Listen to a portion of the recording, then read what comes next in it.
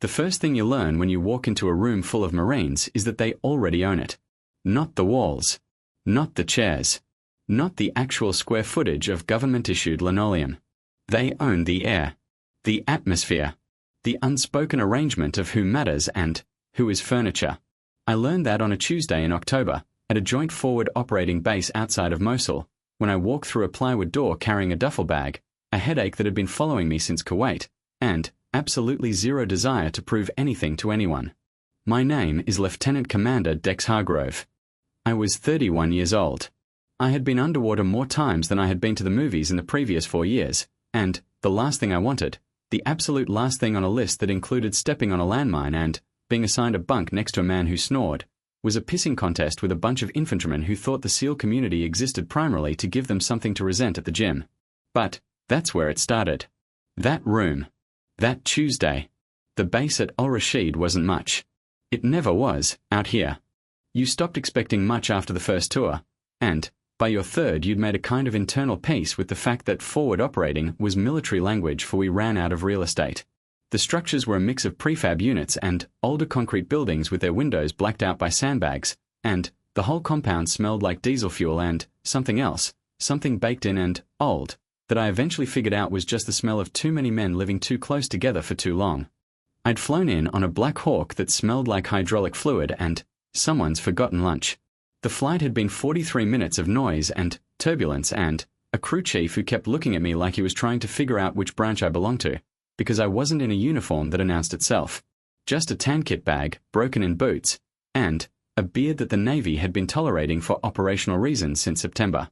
The admin sergeant who processed me in was 22, maybe, with the permanently tired eyes of a man who had long ago stopped being surprised by anything. He handed me a base map with 3 buildings circled in ballpoint pen. "Chow's at 1700, he said. "Don't be late. The Marines always eat first and they don't wait." "Good to know. You sock 'em." Something like that. He nodded like that explained everything, which I supposed it did. The joint briefing room was Building 7, a concrete rectangle with a tin roof that amplified rain into something like artillery and trapped heat in summer like a slow oven. There were 8 folding tables arranged in a rough square, a whiteboard at the front with half-a-raised grid coordinates still ghosted on it from whatever planning session had wrapped up before I arrived, and approximately 14 Marines who had the collective body language of a pack of wolves who'd been told a new animal was moving into the territory. I counted them without making it look like counting. Old habit. Their platoon commander was a captain named Ruiz, built like a defensive lineman, with a jaw that looked like it had been carved out of something geological and left to weather. He was standing at the front of the room when I came in, marker in hand, mid-sentence about something on the whiteboard. He stopped when the door opened. Everyone stopped. That particular kind of stopping, the all heads at once, full attention pivot, wasn't curiosity. I'd been in enough rooms to know the difference. It was assessment. The kind that happens in about 0.4 seconds and reaches conclusions that take a month to unravel. I set my bag down by the far wall and found a chair. Ruiz watched me do it. Then he turned back to his whiteboard. "As I was saying," he said, and the room exhaled. I didn't say anything for the first hour. Didn't need to. My orders had come down through 3 layers of command and the Marines had been briefed, loosely, in the way that SEAL integration briefs are always loose, because giving infantry a full picture of what SOCOM is doing in their backyard tends to create more friction than coordination. They knew I was attached. They knew the op had been elevated from their original mission parameters. They knew there was a high-value target component that had been added by theater command. What they didn't know, and what Ruiz was clearly annoyed about, was the degree to which that addition changed his plan. It changed it substantially. The original mission was a cordon and search of a 3-block area in the northeastern quarter of a town called Hamrin, a medium-sized settlement where intelligence had flagged an IED cell operating out of a residential compound. Standard Marine work. They'd done 40 operations like it. The platoon had rhythm. They had rehearsed it. Ruiz had his men in specific roles with specific timing and he'd walk me through it in the first 20 minutes with the clean efficiency of someone who genuinely knew his business. "We breach here," he said, tapping the map. "First and second squad maintain outer cordon. Third goes in with me. 14 minutes, we are out. Exfil route here, here, or here depending on contact." Clean, I said. He looked at me. It is clean. I'm not arguing with you. What are you doing, then? I had my own map out. Newer imagery. Adding a problem. The problem was a building that wasn't on Ruiz's map. Not because it didn't exist, it did, had existed for years, but because the satellite imagery his platoon had been working from was 6 weeks old, and 6 weeks in Hamrin was long enough for the cell to have extended operations into a second structure 40 meters north of the primary target. My imagery was 4 days old. Drone footage, low pass, thermal overlay. Clear as anything. There were 12 people in that second structure. At least 4 of them were carrying. And one of them, flagged by theater intelligence with a 73% confidence rating, which in this business is as close to certain as you get, was Yusuf Al-Karimi, a mid-level logistics coordinator for the network. Not the top of the food chain, but the kind of node that, when you pulled it, caused 3 other nodes to scramble and make mistakes. Exactly the kind of man Theater Command wanted to have a conversation with. Ruiz looked at my imagery for a long time. His first sergeant, a barrel-chested man named Kolaski who had been in the Corps for 16 years and carried himself like a piece of machinery that had been maintained but never babied, leaned over his captain's shoulder and looked too. Second structure changes the whole cordon geometry, Kolaski said. It wasn't an accusation. It was just what it was. Yes, I agreed. Our outer element doesn't cover it. No. Ruiz set the image down. What are you proposing? I handle the second structure. My element. Small, quiet. We go in ahead of your breach. By the time your guys hit the primary, we've already got the package and we are moving to exfil. The room had been pretending to work during this exchange. It stopped pretending. Ruiz looked at me. Your element. How many? 3. Kolaski made a sound. Not a word. Just a sound. The kind that men make when they've heard something they find both impressive and deeply, functionally insane. 3 operators, Ruiz said slowly. Into a building with 12 personnel. 4 of whom are confirmed armed. The rest are probably armed. So let's say 12 armed. That's not better. No, I said. It's not. What happened next was the thing that stays with me. The part of that evening I've run back through my head enough times that the edges have gone soft and the words have blurred in places, but the feeling hasn't. The feeling is still sharp and specific as a splinter. Ruiz's radio operator, a kid named Dalloway, 23, from somewhere in Georgia, with the particular energy of a young man who has recently discovered that he is good at hard things and is still calibrating how much that knowledge should change him, leaned back in his chair and said, to no one and everyone, 3 SEALs against 12. Those odds don't work for anybody. A couple of the others laughed. Relaxed laughs. The kind that happen when the room has decided something is so obvious it doesn't need to be argued. Ruiz didn't laugh. But he didn't stop it either. Dalloway looked at me, not hostile, exactly, but doing that thing that 23-year-olds do when they want to be seen being bold, and said, no offense, sir, but you don't stand a chance. The room waited. I picked up my coffee. It was bad coffee. It was always bad coffee out here, boiled too long in the kind of industrial percolator that had probably been in country since the early 2000s. I drank it anyway. Put the cup down. Tell me something, I said.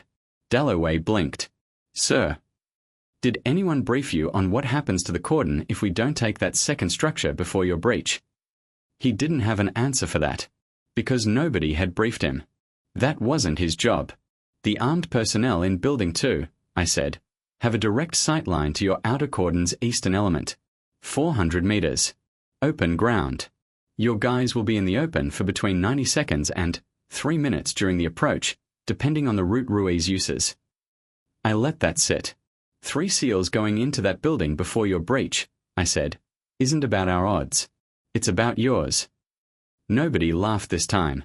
Ruiz was looking at me with an expression I couldn't fully read, part professional respect, part the specific irritation of a man who has just had his own vulnerability pointed out by someone he didn't particularly want to be right. When were you planning to tell me that? He said. I just did. We spent 3 more hours in that room. The plan changed. Not wholesale, Ruiz's core scheme held, which was right, because it was a good plan built on 14 operations of muscle memory, And you don't throw that away. But we led in my elements role. Timing. Signals. Abort conditions. The second structure got a new marking on the whiteboard and a dedicated channel on the comms. By 2200, the Marines had mostly softened. Not toward me exactly. That's not how it works, and I'd have been suspicious of it if it happened too fast. But toward the shape of the thing. Toward the op. There's a particular kind of collective engagement that happens when a room full of trained people are working on a real problem, and ego takes a backseat to function. We hit that by about 21:15. Kalowski walked me out when the brief wrapped. Handed me a better coffee from somewhere I didn't ask about. "Dalloway's a good kid," he said. "I know." He didn't mean it the way it sounded. "I know that too." Kalowski sipped his own coffee. We stood in the dark outside Building 7, and the base around us was doing its nighttime thing.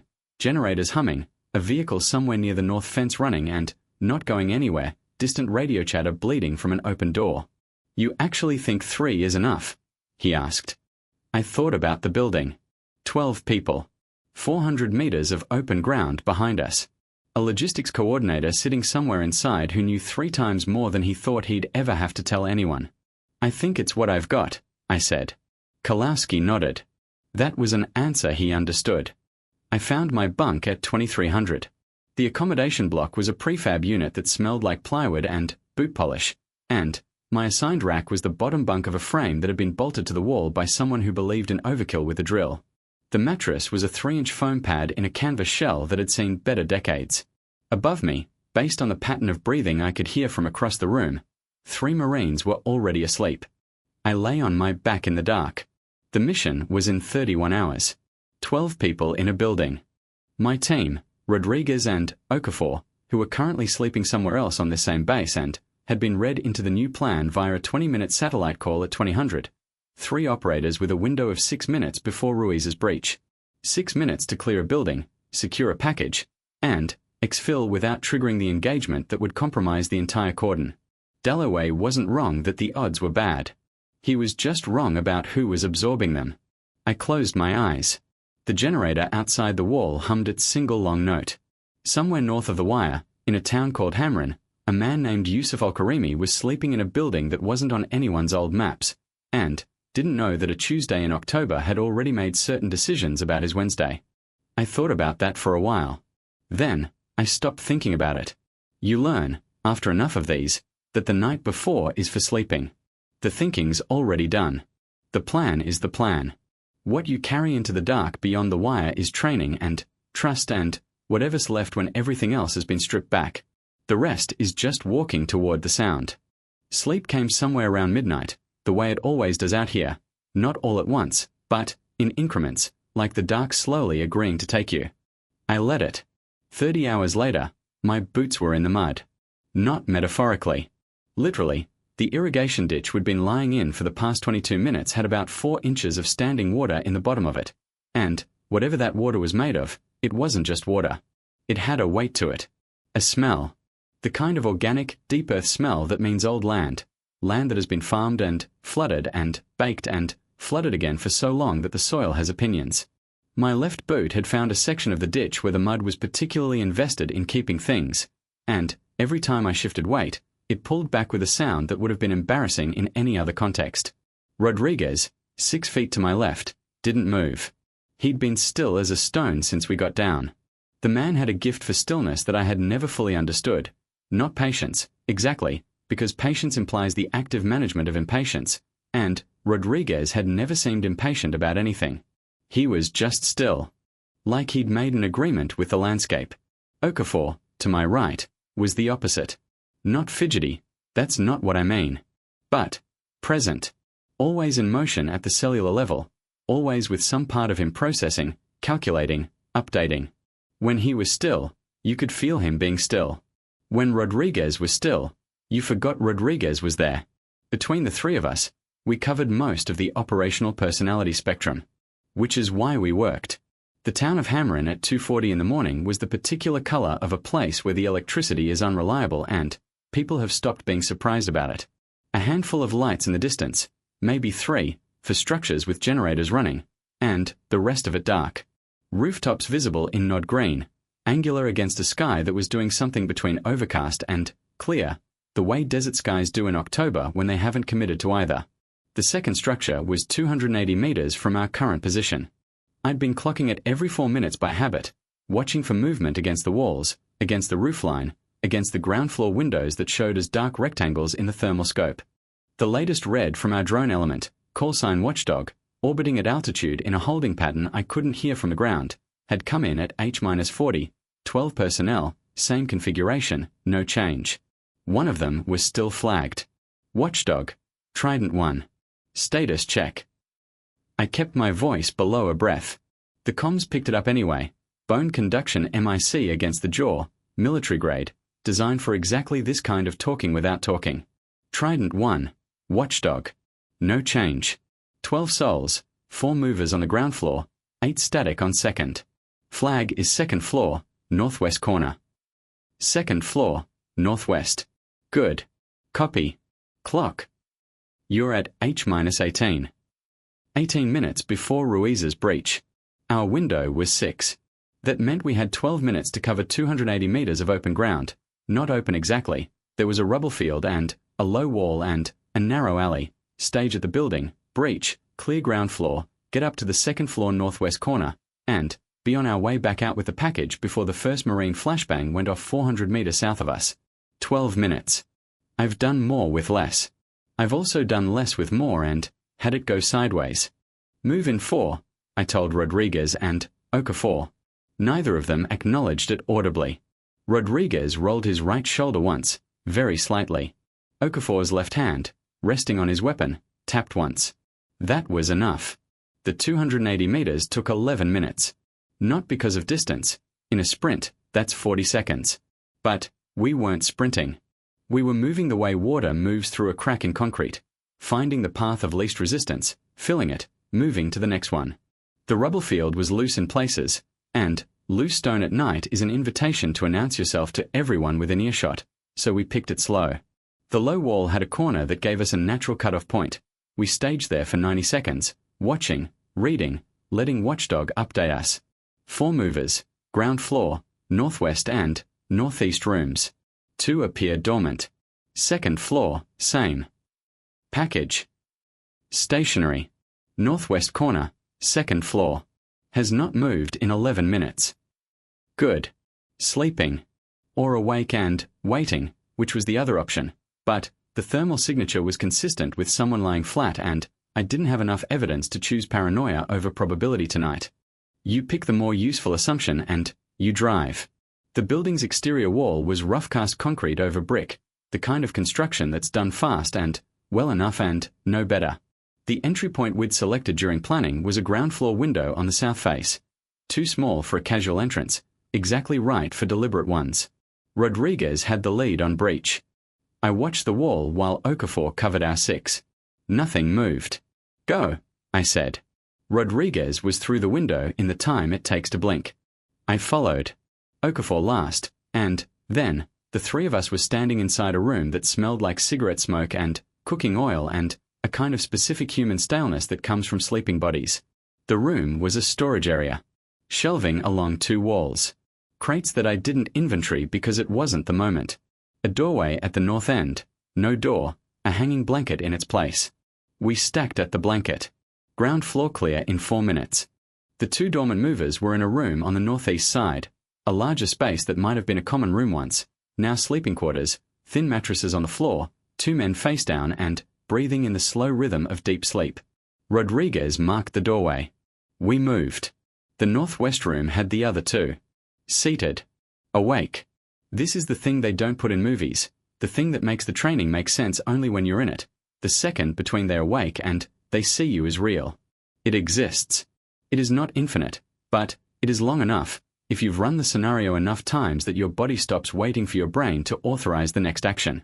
Rodriguez and I were through the doorway inside that second. What happened after that was not loud and not long. I won't reconstruct it beat by beat, not because it's classified, exactly, but because the reconstruction always loses something that was there in the actual moment. The compressed air quality of 4 people in a small room all making irrevocable decisions in the same 4 seconds, and the aftermath, which is a kind of profound quiet that has nothing to do with silence. Both men were restrained. Neither was the package. One of them was going to have a headache for a few days. The other one was looking at the floor and breathing carefully, which is what people do when they're doing the math on how the night went wrong. Ground floor secure, I murmured into the comms. Copy. Trident 1. H-7. 7 minutes to Ruiz's breach. One more floor. The stairwell was open. No door, no railing, concrete steps worn concave in the center by years of use. We moved up at single file, Rodriguez first, me second, Okafor watching the ground floor. At the top was a landing that split into a short corridor with 3 doors. One north, one east, one northwest. Watchdog had put him northwest. The northwest door was closed. Rodriguez looked at me. I looked at the door. There was light under it, faint, the orange amber of a battery lantern on low, or a phone screen. Something that meant awake. His awake. I thought, distinctly and stupidly, about that room full of Marines and Dalloway's voice saying you don't stand a chance. The memory arrived with a specific texture, the way wrong memories always do at wrong moments. Not helpful, just present, the brain serving up whatever it's got. I let it pass. Rodriguez's hand on the door handle. 3, 2, 1. Yusuf Al-Karimi was sitting cross-legged on a mattress with a phone in his hands and the expression of a man who had spent years being careful and had just run out of careful. He was smaller than his file suggested. 42 years old, the file said. He looked older. The lantern on the floor threw his shadow up the wall behind him, large and wavering, like his shadow was panicking even though he wasn't. His hands went up without being told. The phone dropped to the mattress. I noticed, with a corner of my brain that catalogues irrelevant things during irrelevant moments, that he was watching a video. Some kind of cooking show. The phone screen still played it, a woman narrating something in Arabic over a pan of oil, cheerful and domestic, while the room filled up with 3 armed Americans and the specific energy of a thing that had been planned for a long time and was now simply happening. Al-Karimi, I said. In Arabic, because it mattered. We are leaving. You're coming with us.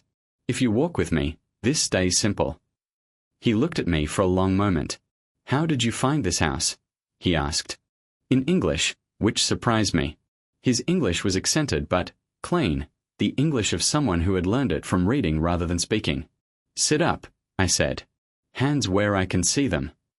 I want to know, he said, not belligerently, genuinely, almost academically, like a man who keeps notes on things. The other house. Yes. This house was supposed to be. He stopped himself. Some survival instinct closing the sentence before it became a confession. Stand up, please, I said. He stood.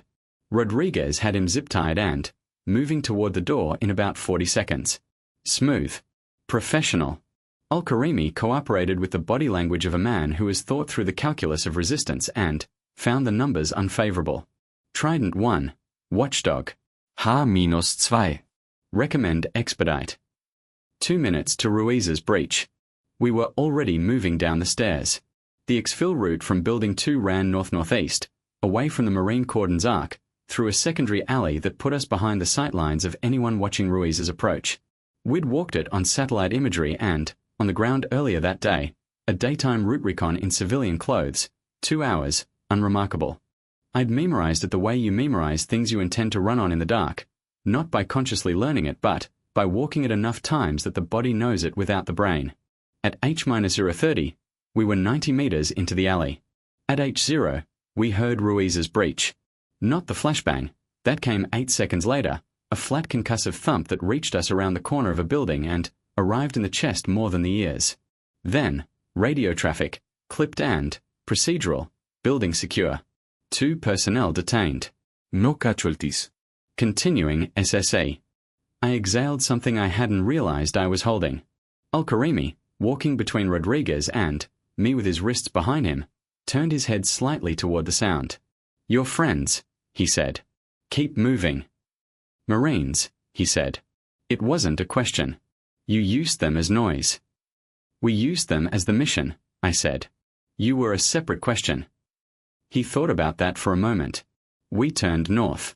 A separate question, he repeated, quietly, like he was testing the phrase's weight. Rodriguez glanced at me over Al-Karimi's head. A glance that said, he's going to be a talker. I'd had worse problems. The extraction point was a dry stream bed 2 kilometers north, where a vehicle was staged with 2 additional personnel and enough equipment to handle whatever state we came back in. We made it in 22 minutes, good time, given that we were managing a detainee over rough ground in the dark. Al-Karimi walked without complaint. He was not, it turned out, the kind of man who made scenes. Whatever his network was, he was the kind of operator who had outlasted people by being quiet and unremarkable, and that instinct apparently survived even the night that ended him. The vehicle was there. The personnel were there. The radio from Ruiz's element was still chattering, now deeper into their search, someone calling out item descriptions in the flat professional voice that meant they were finding things worth finding. I checked in with Ruiz via the comms while Rodriguez loaded Al-Karimi into the vehicle. Hotel 1, Trident 1. Package secure. En route to processing. A pause. Then, Ruiz's voice, a little breathless, the background noise of his element working behind him. Copy. Trident 1. Good work. Another pause, shorter. What was your? He stopped. Started again. Were there complications? Negative. Clean. 12 personnel. 12. I confirmed. The pause this time was Ruiz doing arithmetic that didn't fully compute. Copy, he said finally. That was all. I climbed into the vehicle. Rodriguez closed the door. Okafor was already up front. Al-Karimi was in the back, looking at the ceiling of the truck with the expression of a man taking inventory of a life that had just undergone significant restructuring. The cooking show was still playing on his phone, somewhere back in that room, narrating over an empty house. We drove north into the dark, the vehicle rocking on the dirt road, the headlights off and, the driver working on NOD, the radio going quiet as we moved out of Ruiz's net range. The desert on both sides was flat and immense and entirely indifferent to the 4 humans traveling across it at 0300, which was more or less what the desert had always been and always would be regardless of what we did or didn't do here. I watched the road through the windshield and felt the particular emptiness that lives on the other side of high-intensity events. It's not relief, exactly. Relief implies the outcome was uncertain. This had been uncertain, in all the ways that matter. Anything can happen, and you know that going in, and the training is designed to reduce the space where chance operates, but it never eliminates it. What you feel after is more like the release of a held breath that you weren't aware was a held breath. A pressure dropping. Rodriguez was asleep already. I don't know how he did that. I have never been able to do that. Okafor was looking out his window at the dark. Al-Karimi, from the back, said, the odds were bad. I looked at him in the rear view. For you, he said, going into that house. The odds were bad. The odds are always bad, I said. He considered this. And you do it anyway. That's the job. He nodded, slowly, with the specific thoughtfulness of a man who has just had a philosophy confirmed from an unexpected direction. I turned back to the road. The vehicle rolled north. I got back to base at 4:17 in the morning. The processing handoff took another 40 minutes. Al-Karimi to the intelligence element, paperwork that the military generates with the relentless productivity of an organism whose primary biological function is the creation of paperwork, a debrief that was supposed to be 20 minutes and ran long because the theater intel officer had a lot of questions and the answers to most of them led to more questions. By 5:40 it was done. Outside the processing building, the sky was doing its thing. You forget, between deployments, what dawn looks like out here. Back home, dawn is a gradual thing. The sky lightens incrementally, a slow negotiation between dark and light. Out here, in the desert, there's a moment just before first light where the sky goes a specific shade of dark blue that has no equivalent anywhere else I've been. Deep. Almost mineral. And, then, the sun arrives not incrementally but, all at once, like a decision, and, suddenly, there are shadows everywhere and, the temperature has already moved up 4 degrees and, the day is a fact whether you're ready for it or not. I stood in it. My boots were still wet from the ditch. Ruiz found me at the chow hall an hour later. I was on my second bad coffee and, something that had been described on the steam tray card as eggs but, was living its best life as a philosophical position on what eggs could become if you stopped caring. The hall was half full, the Marines from Ruiz's element cycling through breakfast still in their gear, decompressing in that specific post-op way that involves eating large quantities of carbohydrates and, talking about everything except what just happened.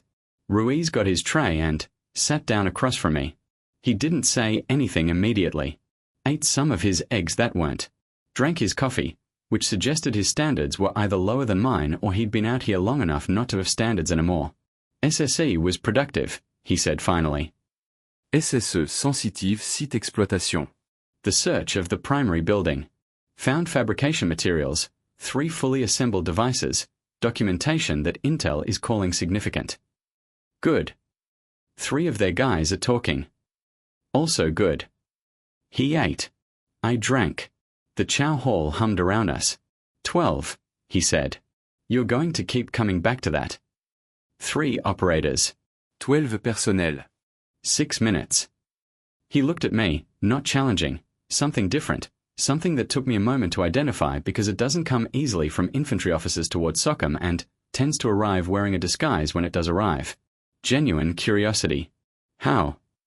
I thought about how to answer that in a way that was accurate without being a recruitment pitch, because the last thing I wanted to do was make it sound like we were a different species of human being who operated on different rules of physics.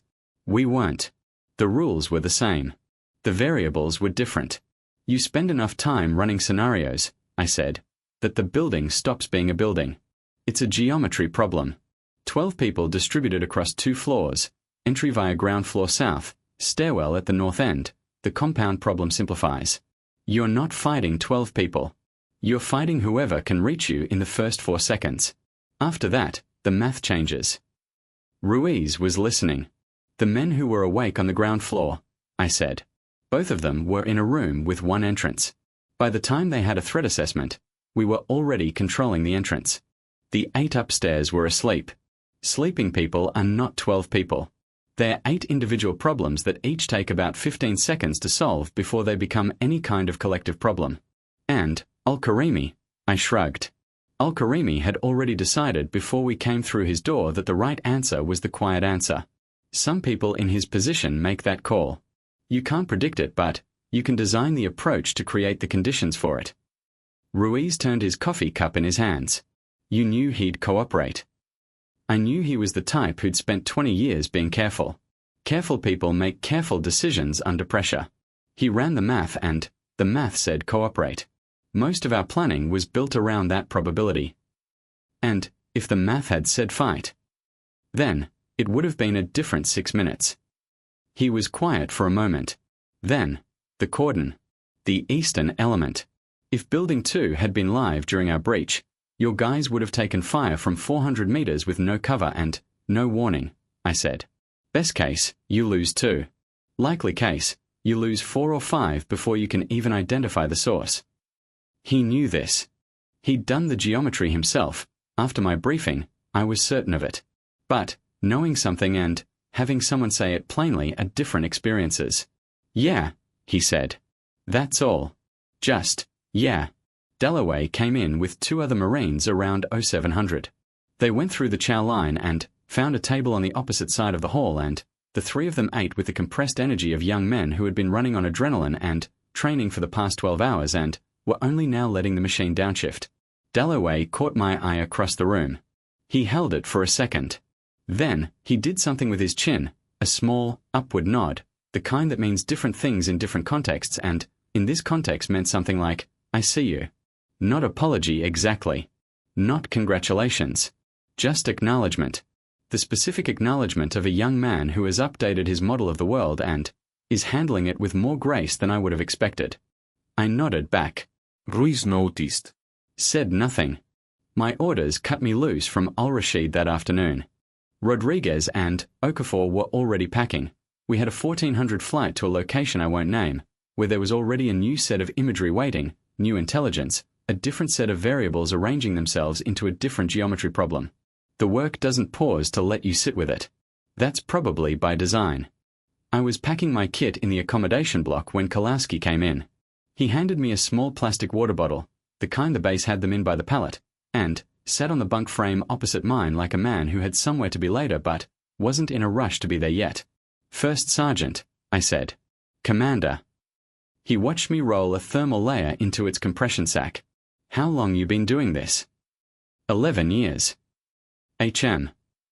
He turned the water bottle in his hands, which was the same thing Ruiz had done with his coffee cup, and I noted that as a unit-specific habit, the men in this platoon seemed to process things through their hands.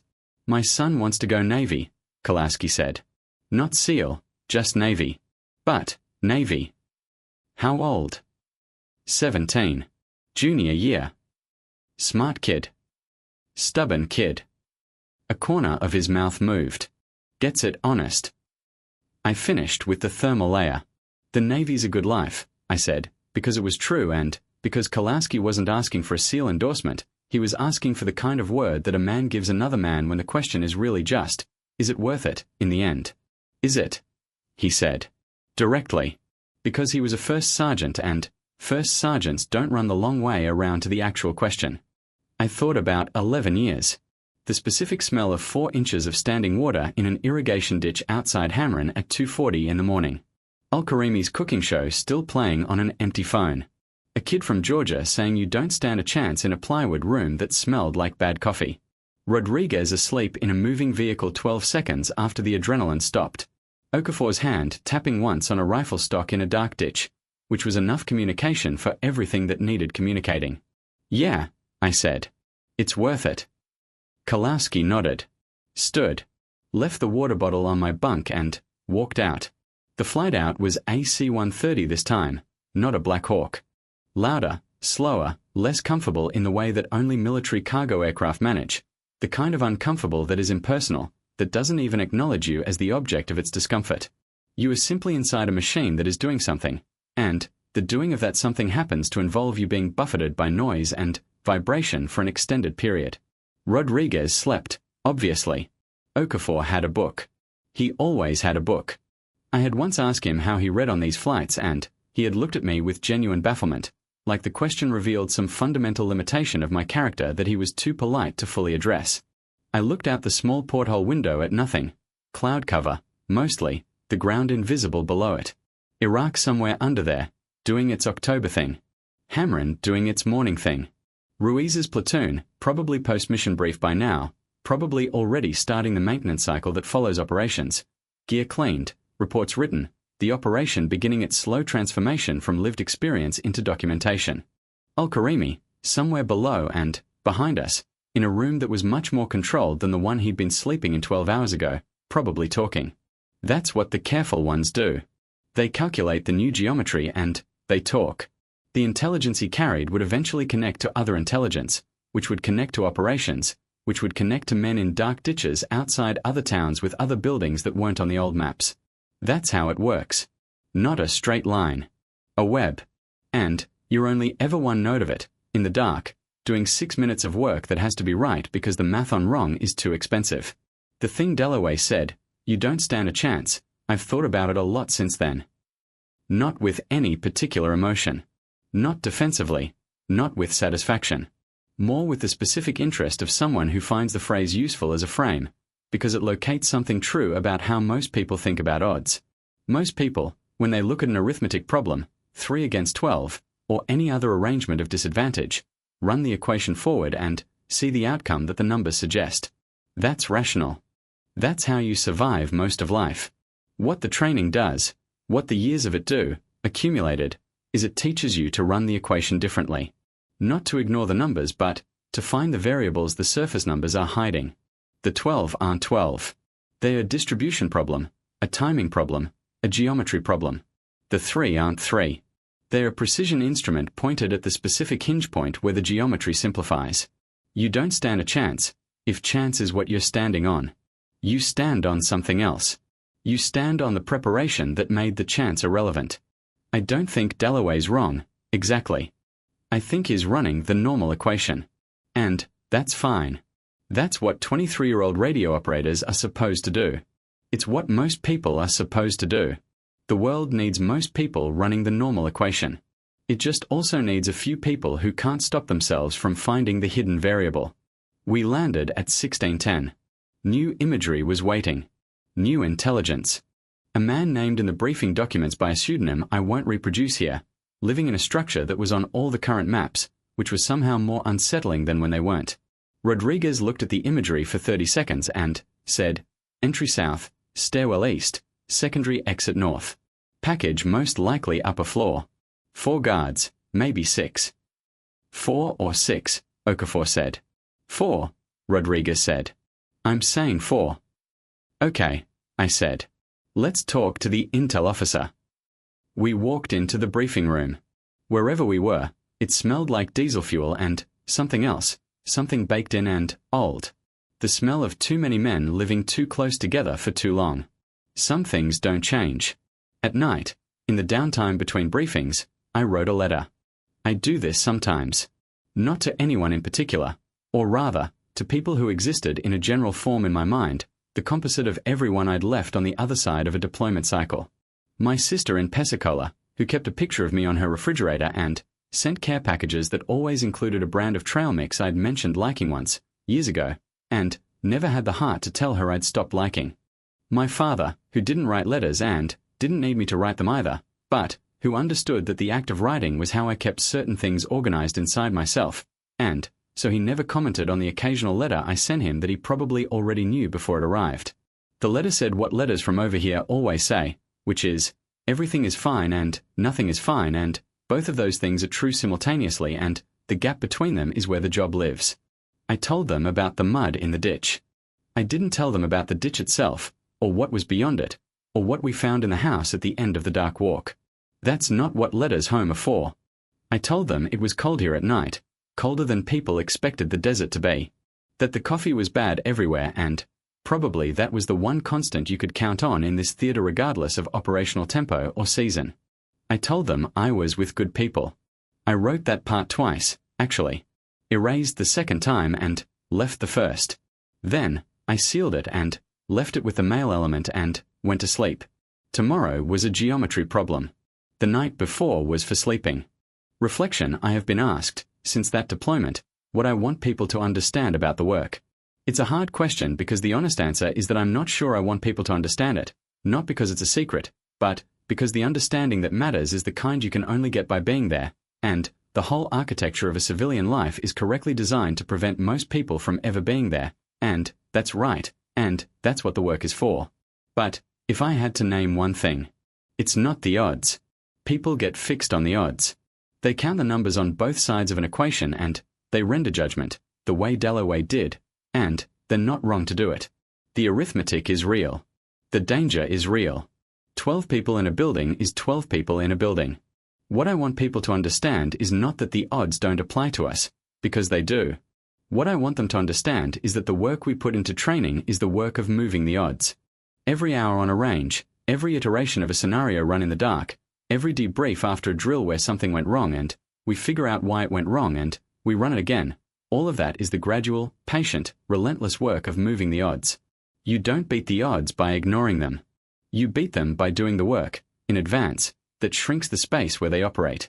And the people who do that work alongside you, who are still in the dark ditch when the mud is the specific texture of something that has held things for a long time and intends to hold them longer, who tap once on a rifle stock to confirm they're ready because words are too loud, those people are the reason any of it works. Not the individual. The team. Always the team. That's what Dalloway was missing, in that plywood room that smelled like bad coffee, when he said you don't stand a chance. He was counting one number. He should have been counting 3. You don't stand a chance, Marines said. Until the Navy SEAL stopped them cold. And then, they understood, chance was never the point.